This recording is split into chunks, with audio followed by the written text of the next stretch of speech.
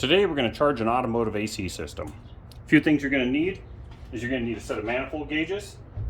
You're going to need the refrigerant. These are 12-ounce cans of 134A. You're going to need a tap for the new style cans, the resealable style cans like this here. You need a vacuum pump, and you're going to need a drug scale.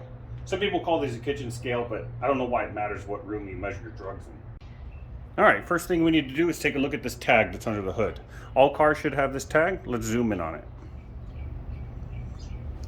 Alright, looking at this tag here, we see that it uses R134A refrigerant, and it has two categories, front AC and front and rear AC. Well, this vehicle only has front AC. So looking here, we need 40 ounces of refrigerant. Each one of these cans is 12 ounces. So if we take 40 over 12, we end up with a little over 3 cans. And then over here it says we need 9 ounces of oil. I've already added that to the compressor earlier. Alright, now we need to locate the high and low pressure ports. There are different places in different vehicles. On this one, here's my high pressure, here's my low pressure. The low pressure is generally a smaller diameter than the high pressure. Let's take off the caps. And this low pressure happens to have an L on the cap.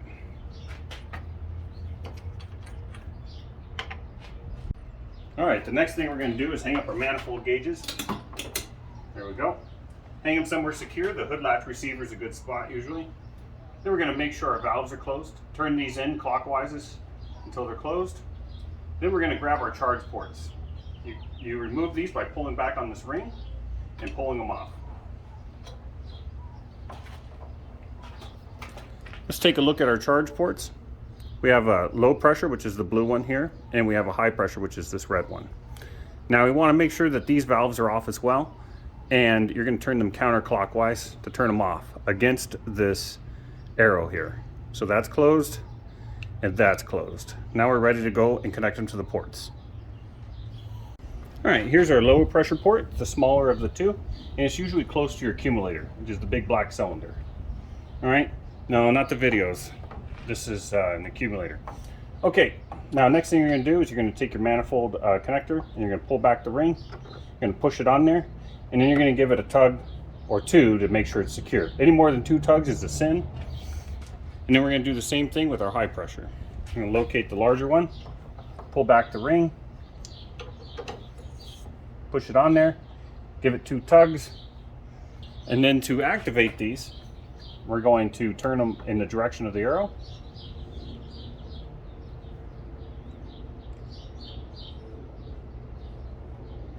And that's it. Alright, with the hookups opened up, the manifold gauges should be reading 0, and we'll disconnect our charge hose. Remember, these are both closed. We're going to disconnect our charge hose, and we're going to install it on our vacuum pump. I know vacuum pumps suck, but you really need one to get this job done. I rented this one from O'Reilly's, and make sure you check the oil on these, and also make sure you check these caps. This one's broken, so I'm going to have to hold it on for a second while it builds a little vacuum. Alright, so all we're going to do is we're going to take our charge port and put it on the larger of the 2 ports. Tighten that up.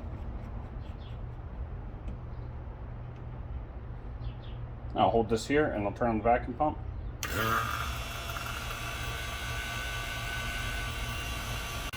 Alright, an easy way to do a health check on your vacuum pump is to go ahead and deactivate this valve, turn it counterclockwise all the way.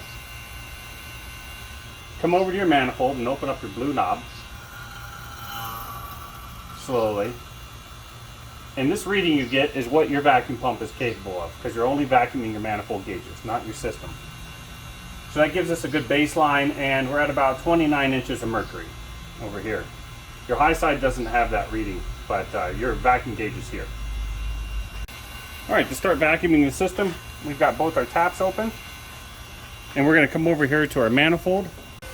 Alright, once the system is hooked up and both taps are open, we can slowly start to open our low side. And you'll hear a change in your vacuum pump.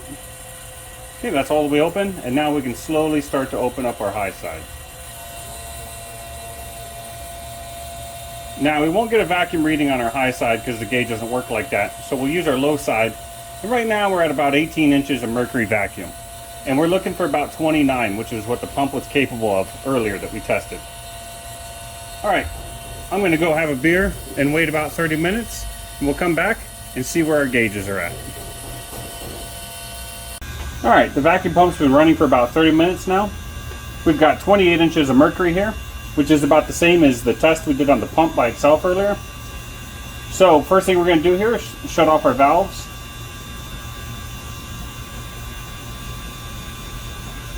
Now we're going to shut off the vacuum pump. And we'll come back in 30 minutes and see if we still have 28 inches of mercury. Okay, it's been a half hour and the system is still holding its 28 inches of mercury. So we're good to go.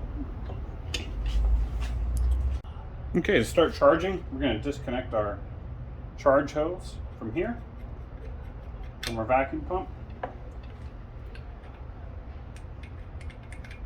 Okay, we'll grab one of our cans of refrigerant, make sure that our valve is turned all the way counterclockwise. You can install that on the can.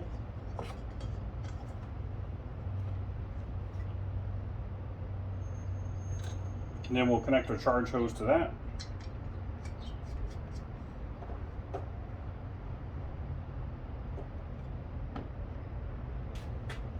Now we can activate the can.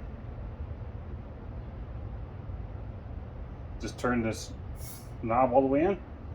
We can see the charge line pressurized. Okay, once the line is all pressurized and everything, this valve is all the way open, which is all the way clockwise. I'm going to set this can down in here to hold it upright. And let's take a look at the manifold gauges. I still have both knobs closed. And our line is pressurized here, but it's pressurized with air and refrigerant. So we're going to want to purge that real quick. Let's face it away from us. Take a little flathead and push down on this center Schrader valve.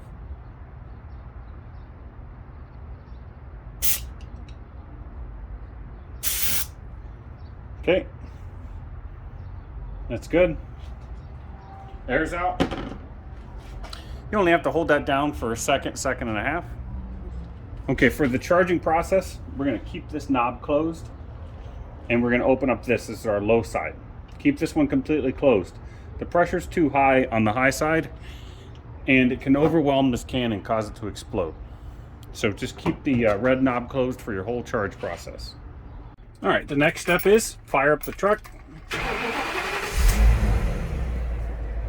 Set your fan on high, temperature coldest, and your AC on max or recirculate. Now that the truck is running, we're going to keep this knob closed. The compressor is not running yet because there's no refrigerant in the system whatsoever. We've purged this line already, and we're going to charge into the vacuum we pulled earlier. See our vacuum? Let's go ahead and slowly crack open our low side.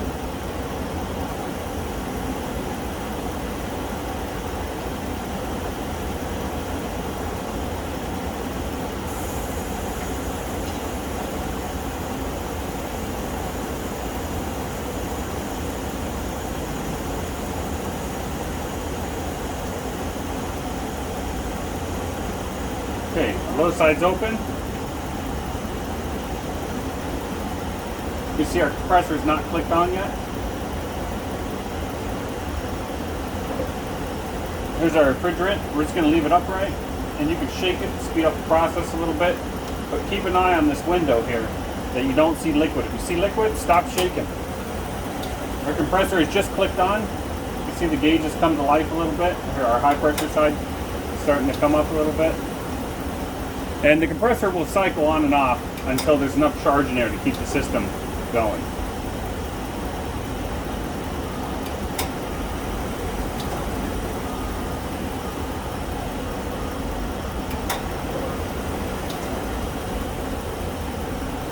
Go ahead and shake our can here. See just a little bit of liquid in the window here, so we're going to stop shaking it for a second until that evaporates. You don't want to try to charge the compressor with liquid refrigerant. Alright, the compressor is running continuously now, so our charge should happen a little faster. You see this gauge isn't wavering much. Our high pressure one is climbing too. All right, our first can is about empty. Now you can tell when they're empty is when you shake it. There's no effect on your low pressure gauge. Also, the can starts to warm up to outside air temperature. Normally they're cold when you're charging. The other thing you'll notice is that there's no liquid in the can. All right, to switch cans, what we're going to do here is, first thing, shut off your blue knob. Okay. Now we're going to deactivate the can. Then we're going to disconnect the charge hose.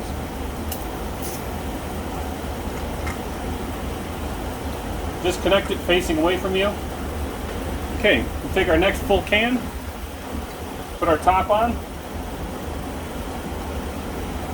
Now remember, our valve is turned all the way out counterclockwise. Face the knob in a safe direction, tighten the can. Now we're going to connect up our charge hose.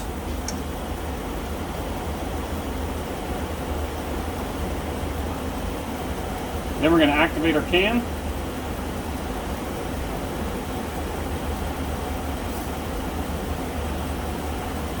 Now remember, this line has air in it again because we removed the can. So we're going to go ahead and bleed that real quick.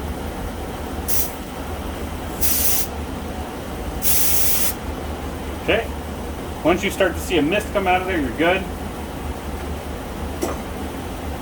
Now we'll open up our low pressure port. We'll open up the low pressure side and start charging again.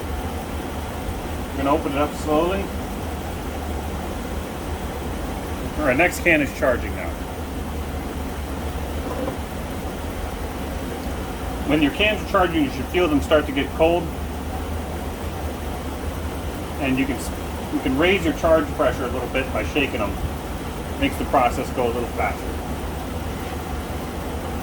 All right, we'll leave our second can here to charge.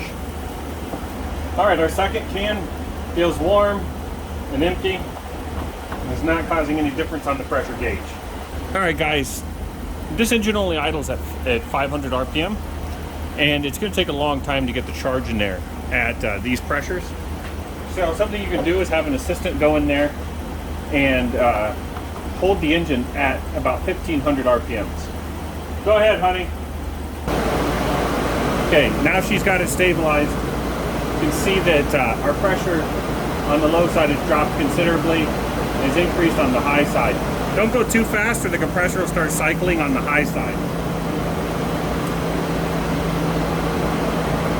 And we're just going to continue charging to our 40 ounces. All right, this method of revving the engine up to about 1500 RPMs really helps once you're further along in the charging process. Now you don't have to do this, you can charge the other way, but it's going to take a longer amount of time. Okay, we're going to change our can to our fourth can. We're going to start by closing our charge valve, deactivating our can, and then we'll unscrew our can. Okay, the last can's a little different. Remember, we put 3 cans at 12 ounces, so that's 36 ounces. The system calls for 40 ounces, so we need 4 more ounces. So what we're going to do here is we got our drug scale out. We're going to turn that on. Put it on pounds and ounces. And then I've got this piece of tape around the bottom just to hold the can upright. This roll of tape. And we're going to do the same thing. We're going to activate the can, we're going to purge the line, and we're going to open up our knob. But this time we're going to weigh the contents of the can. So the can is completely full. Now another little trick here is instead of having to do the math, we could just pull this down to 1 pound, 4.6 ounces, and then we'll have our 4 ounces in there. But another easy thing to do is just hit tare. We'll hit tare again. And when we hit tare here, when we get to 4 ounces, negative 4 ounces, we know that we've taken 4 ounces out of that can. All right, let's get started. First, I'm going to activate this can. We're going to purge our line.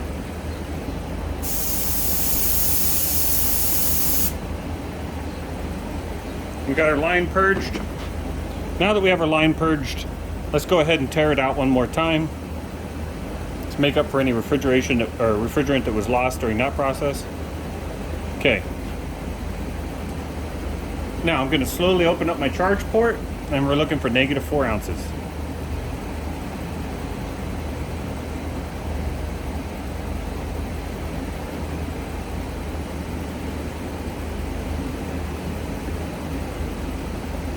All right, we're going to rev the engine up to 1500 real quick, speed up the process. Hey Kylie, would you rev up the engine to like 1500? All right, that's looking pretty good. So now we're going to shut off our charge knob. Okay, that's closed. And then we take this off the scale and we'll deactivate the can.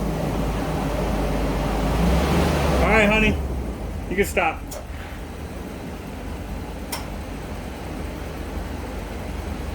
All right, to button up everything over here, we've got the can deactivated, we've got our charge knob done. Let's go ahead and take our hose off of here.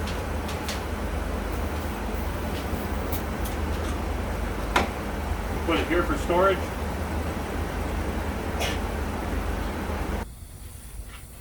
Okay, now all we have to do to disconnect these is turn them to the closed position, which is counterclockwise. Pull up on our collar. That one's disconnected.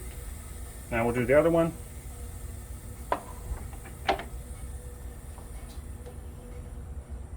It's hot.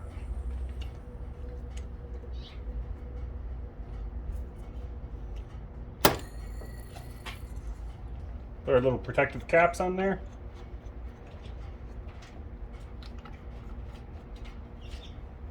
And then we could just hook up our little port taps right on the side of the manifold. And we're all done. Careful, that high pressure side gets hotter than hell. All right, you guys, that's how you charge the system. Let's go check the temperature we're getting inside. Okay guys, we're going down the highway at about 65 miles an hour. The air is blowing at about 44 degrees and it's 104 degrees outside. So it's a 60-degree differential. I'd say the system's working pretty good.